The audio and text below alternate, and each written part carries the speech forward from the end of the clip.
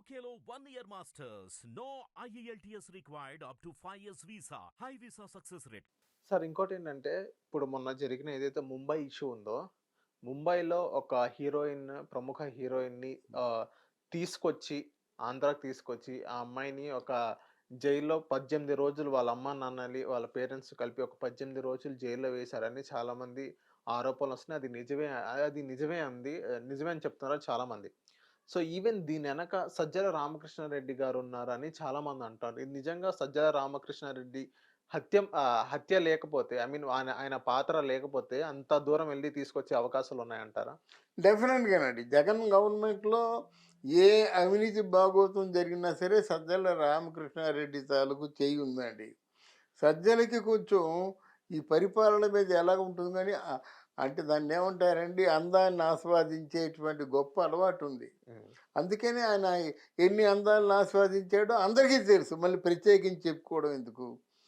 ఆయనకి అందాలను ఆస్వాదించే గుణం ఉంది కనుక వాళ్ళకి మాత్రం అపాయింట్మెంట్, వాళ్ళకి మాత్రం ఏదైనా ఒకటి చేస్తాడు. అంతే. ఒక అమ్మాయి దగ్గర నవ్వినట్టు తీయన నవ్వుతాడు, ఆవిడ నడుతూ పడిపోయి ఏదో చేస్తారన్నమాట. అందులో ఆయనకు ఒక ఏదో తృప్తి ఉంది.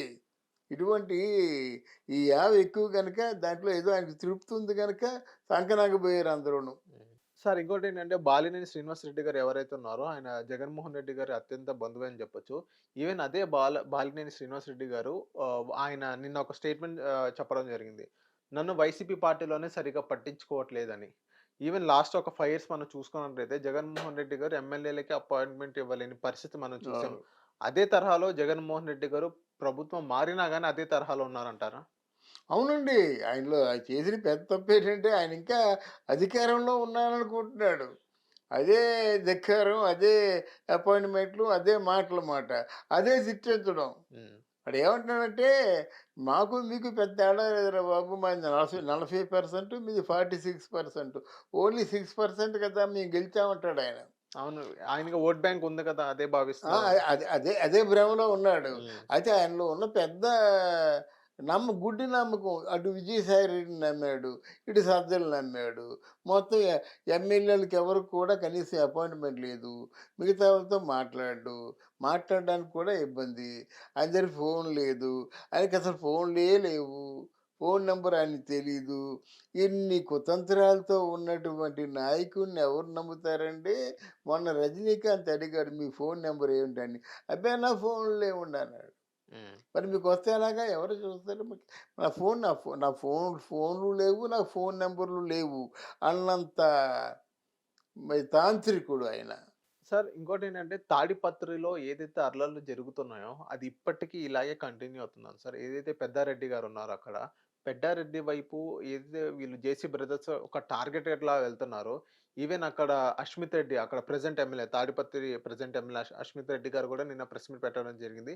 పెద్దారెడ్డి వాళ్ళే మమ్మల్ని మమ్మల్ని కెలుకుతున్నారు అన్నట్టు విధంగా అశ్మిత్ రెడ్డి గారు అన్నారు. ఇది ఎలా చూడొచ్చంటారు?